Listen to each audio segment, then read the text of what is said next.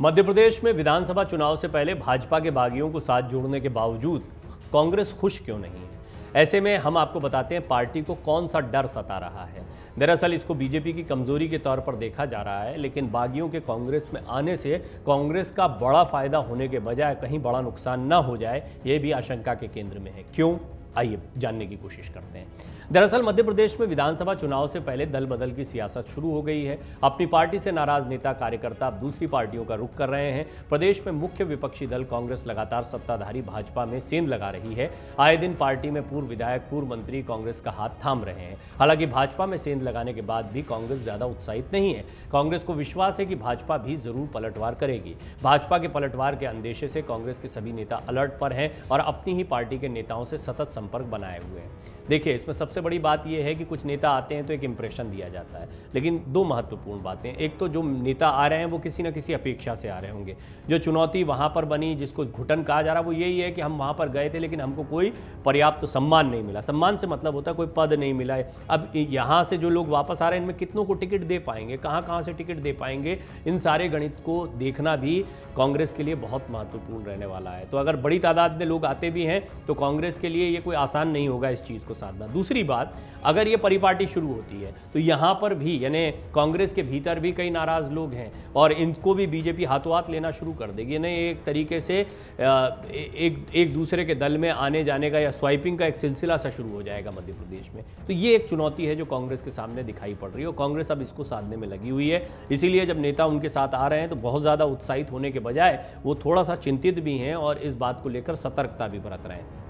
MP में चुनाव से पहले भाजपा नेताओं और कार्यकर्ताओं के बीच से बगावत के सुर भी बुलंद होने लगे हैं। प्रदेश के कुछ बड़े नेता सार्वजनिक मंचों से खुलकर पार्टी और कुछ नेताओं की आलोचना भी करते नजर आ रहे हैं। इसी का फायदा कांग्रेस पार्टी ने उठाया। राज्य में भाजपा को सबसे तगड़ा झटका तब लगा जब पूर्व मुख्यमंत्री और जनसंघ संस्थापकों में से एक कैलाश जोशी के बेटे और 3 बार के विधायक दीपक जोशी ने कांग्रेस का हाथ थाम लिया। पूर्व मंत्री जोशी के साथ दतिया के पूर्व विधायक राधेलाल बघेल ने भी कांग्रेस का दामन थाम लिया। प्रदेश में दीपक जोशी का भी मामला इसलिए दिलचस्प है क्योंकि 2018 के विधानसभा के चुनाव में उन्हें कांग्रेस के मनोज चौधरी ने हरा दिया था, लेकिन बाद में चौधरी ज्योतिरादित्य के उस समूह में शामिल थे जिसने कांग्रेस को छोड़ भाजपा का दामन थाम लिया था और प्रदेश में कमलनाथ की सरकार को गिरा दिया था। जोशी की शिकायत यह भी थी कि उन्हें राज्य इकाई से महत्व मिलना बंद हो गया था। अभी तेज होगा नेताओं के दल बदलने का दौर, यह भी गौर करने वाली बात है।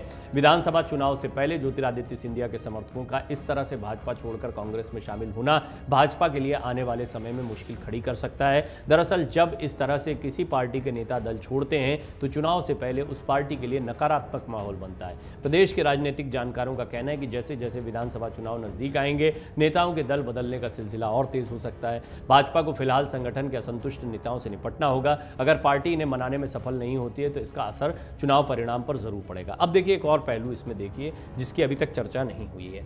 ज्योतिरादित्य सिंधिया जो हैं वो धीरे धीरे अपनी ताकत बढ़ाते दिखाई दे रहे हैं। जब मध्य प्रदेश के दौरे पर प्रधानमंत्री मोदी आए तो दिल्ली साथ में लेकर गए। एक ही विमान से उनका जाना राजनीतिक हलकों में कई चर्चाओं को गर्म कर गया है और पहले भी प्रधानमंत्री मोदी की तरफ से ज्योतिरादित्य सिंधिया को तवज्जो दी गई है। प्रधानमंत्री मोदी ज्योतिरादित्य सिंधिया को पसंद करते हैं, उनको वो बीजेपी की राजनीति में आगे लाना चाहते हैं। इस सब के लिए बहुत ज़रूरी, केंद्र में तो उनको महत्वपूर्ण भूमिका दी गई, राज्यसभा सांसद हैं, फिर नागरिक उड्डयन मंत्रालय जैसा मंत्रालय दिया गया, उनके समर्थक विधायकों को मंत्री पद भी दिया गया। अब अगर इस फूट को साधना है तो निश्चित तौर पर ज्योतिरादित्य सिंधिया के साथ आए लोगों को तवज्जो देनी होगी। तो ये बीजेपी के सामने एक चुनौती है। दूसरा, खुद ज्योतिरादित्य सिंधिया का चेहरा, अभी तक उनको एक तरीके से कांग्रेस से आया हुआ एक बड़ा नेता माना जाता है, जो बीजेपी में है तो सही लेकिन उनका गुट अलग दिखाई देता है बीजेपी में, क्योंकि इस गुट के नेताओं की आस्था निष्ठा ज्योतिरादित्य सिंधिया के प्रति ज़्यादा देखने को मिलती है। अब इसका फायदा कौन उठा सकते हैं? बीजेपी के वो लोग जो बहुत पुराने कार्यकर्ता हैं, संघ के कार्यकर्ता हैं, ज़मीनी तौर पर बीजेपी से जुड़े रहे हैं, उनकी तरफ से बार बार ये बातें कही जाती हैं। शिवराज सिंह चौहान भी ऐसा ही चेहरा है। तो शिवराज सिंह चौहान की अपनी राजनीति है, शिवराज सिंह चौहान के लिए दोहरी चुनौती है, कांग्रेस से भी निपटना है और इधर अपने चेहरे को भी मजबूत रखना। अकेले ज्योतिरादित्य सिंधिया नहीं, कई और चेहरे अब दावेदार के तौर पर उभर कर सामने आ रहे हैं। राजनीतिक विश्लेषकों का कहना है कि पहली बार भाजपा के सामने कांग्रेस के अलावा अपने ही असंतुष्ट नेता चुनौती बने हुए हैं। पिछले कई सालों से भाजपा शिवराज सिंह चौहान के चेहरे पर चुनाव लड़ती रही है। वहीं मुख्यमंत्री जो हैं वो लगातार शिवराज सिंह चौहान ही रहे हैं और उनका चेहरा एक बार फिर मैदान में रहेगा, इसमें कोई दो राय नहीं, क्योंकि मुख्यमंत्री पद पर तो बने हुए हैं। मैंने एक रिपोर्ट में डिटेल में आपको बताया है कि किस तरीके से बसवराज बोम्मई भी मुख्यमंत्री बने रहे, लेकिन कहीं भी चुनाव में उनके चेहरे का जोर चलता नहीं दिखाई दिया, सिवाय कांग्रेस के उन पोस्टर्स में जो पे सीएम के नाम पर कांग्रेस ने छपवाए थे, जिसका प्रचार किया गया था। तो बीजेपी की तरफ से तो प्रधानमंत्री मोदी का चेहरा था, या येदियुरप्पा का कुछ हद तक आप चेहरा कह सकते हैं। अब अगर मध्य प्रदेश की बात करें तो शिवराज सिंह चौहान के साथ एक बड़ी चुनौती ये रहने वाली है कि मुख्यमंत्री पद से नहीं हटाया का मतलब ये नहीं कि अगली बार भी मुख्यमंत्री वही बनेंगे। उसकी बहुत सारी वजह हैं। पिछले चुनाव में वो वैसा प्रदर्शन नहीं कर पाए थे जैसा उनसे अपेक्षित था, कांग्रेस की सरकार बन गई थी, तो ज्योतिरादित्य सिंधिया की वजह से वो दोबारा मुख्यमंत्री बनने में कामयाब रहे। दूसरी बड़ी बात है एंटी इनकम्बेंसी, यानी सत्ता विरोधी लहर का सामना तो उनको करना ही पड़ेगा। पिछले विधानसभा के चुनाव में जनादेश उनके साथ नहीं था।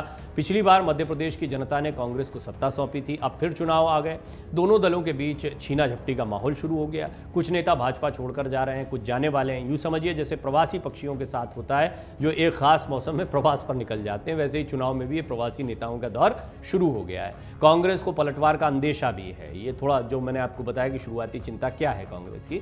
कांग्रेस पार्टी के पूर्व सांसद ने अमर उजाला से बातचीत में कहा कि 2 महीने के अंदर कांग्रेस ने भाजपा में बड़ी सेंध लगाई है। इस दौरान भाजपा के कई बड़े नेताओं ने भाजपा को छोड़कर कांग्रेस का दामन थामा है। इन नामों में सबसे बड़ा नाम पूर्व मुख्यमंत्री 8 बार के विधायक और पूर्व सांसद कैलाश जोशी के बेटे दीपक जोशी हैं।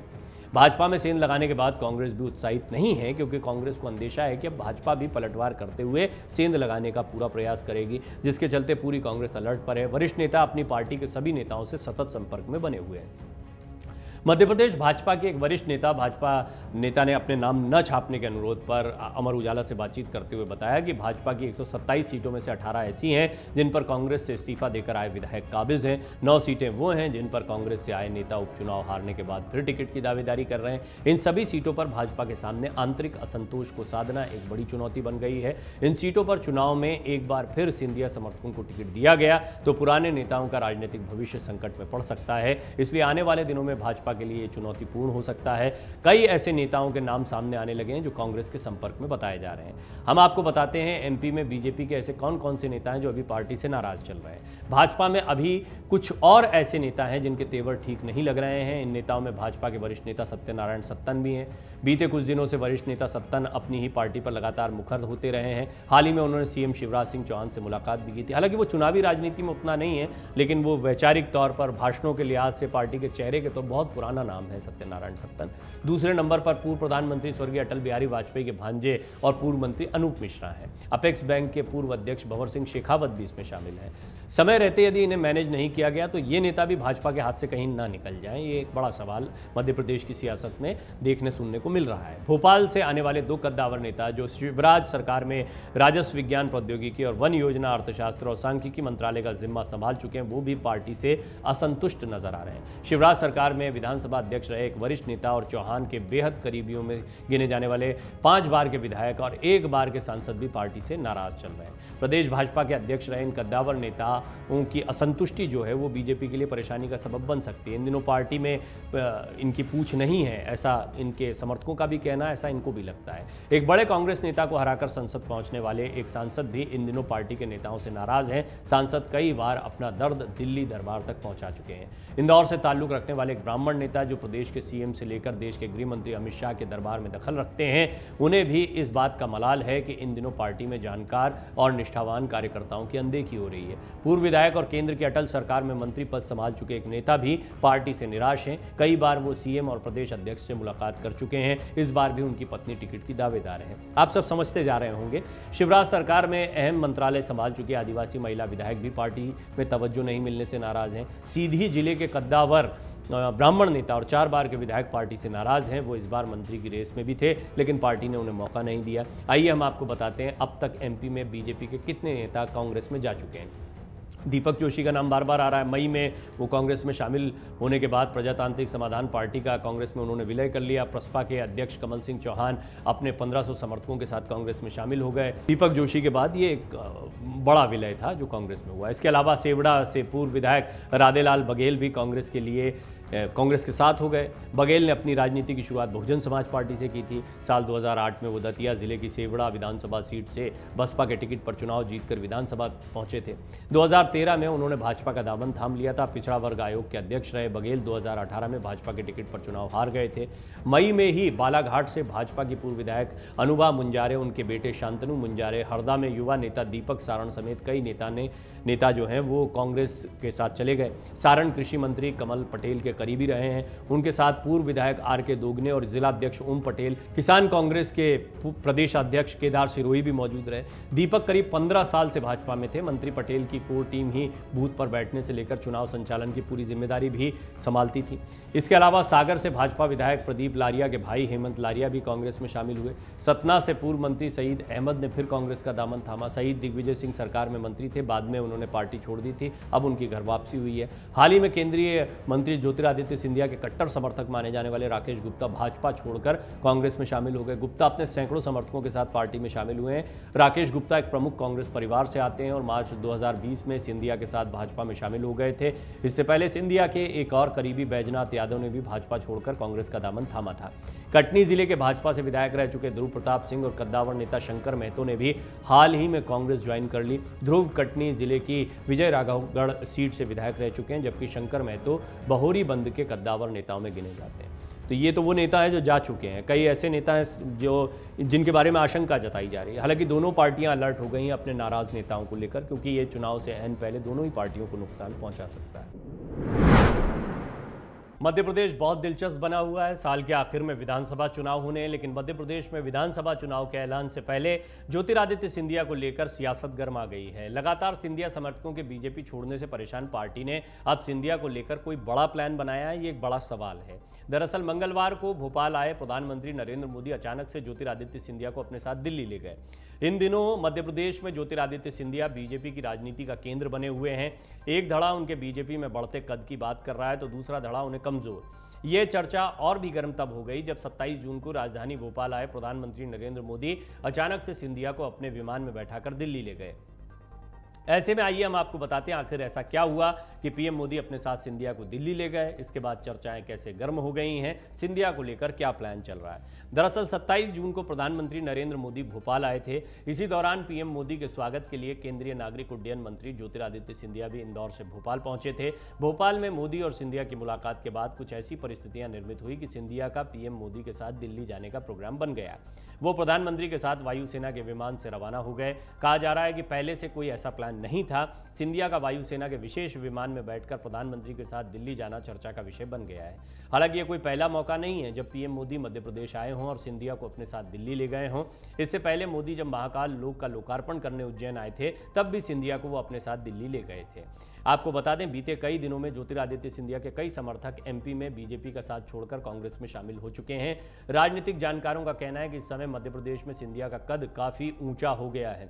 इसीलिए प्रधानमंत्री नरेंद्र मोदी सिंधिया पर अन्य नेताओं की तुलना में अधिक विश्वास जता रहे हैं। संभव है कि नरेंद्र मोदी ने विमान में यात्रा के दौरान सिंधिया से मध्य प्रदेश की राजनीति पर कोई फीडबैक लिया हो। पिछली बार मध्य प्रदेश में सरकार बनाने में सिंधिया ने बड़ा योगदान दिया है। इसके बाद से सिंधिया नरेंद्र मोदी की विश्वसनीय टीम में शामिल हो चुके हैं। कई बार सिंधिया का नरेंद्र मोदी के करीब आना भी मध्य प्रदेश में उनके बढ़ते कद की निशानी बताया जाता है।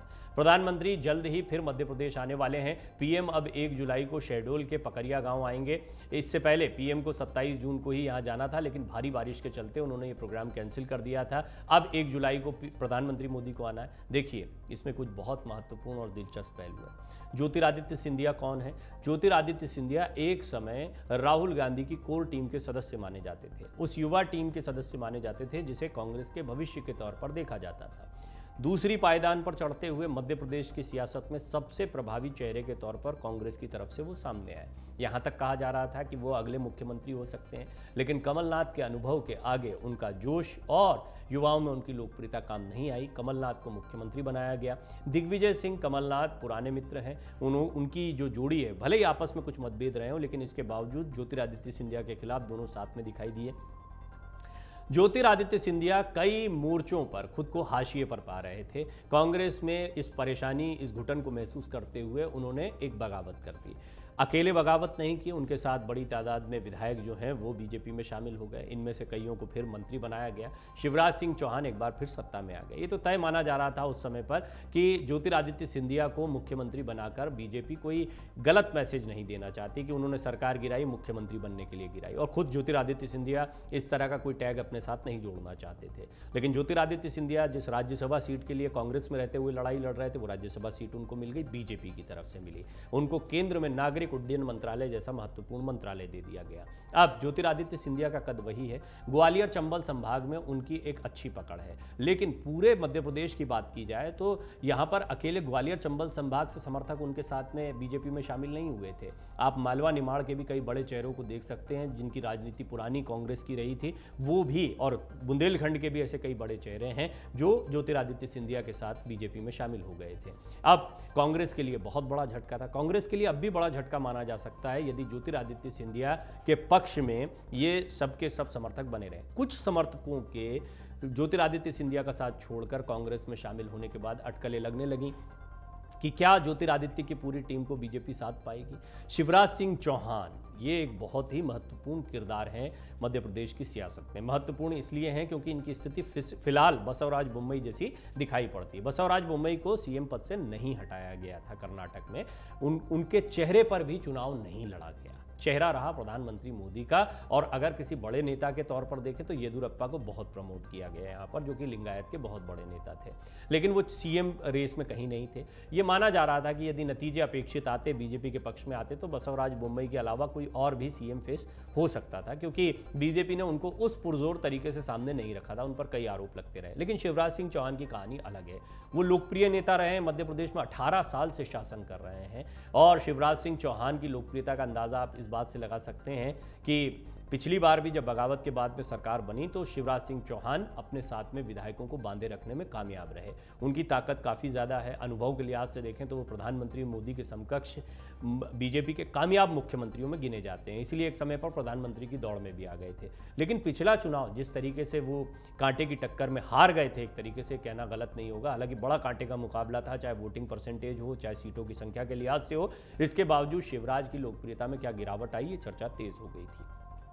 जोड़ तोड़ से ज्योतिरादित्य सिंधिया के साथ आने से वो मुख्यमंत्री तो बन गए, लेकिन क्या एक बार फिर उनके चेहरे पर दांव खेला जा सकता है? फिलहाल वो मुख्यमंत्री बने हुए हैं, और जो कयास लगाए जा रहे थे, अब इतनी जल्दी कोई बड़ा निर्णय भी नहीं लिया जाएगा, ये बात भी बहुत तय है। तो कुल मिलाकर शिवराज सिंह चौहान रहेंगे मुख्यमंत्री के पद पर, लेकिन चेहरा क्या एक तरीके से इंप्रेशन दिया जाएगा कि ज्योतिरादित्य सिंधिया का चेहरा भी सामने रह सकता है? क्या ज्योतिरादित्य सिंधिया मुख्यमंत्री पद की दौड़ में आगे आ गए हैं? प्रधानमंत्री मोदी का उन पर भरोसा क्या बताता है? ये कुछ सवाल हैं जो मध्य प्रदेश की सियासत में खड़े हुए हैं।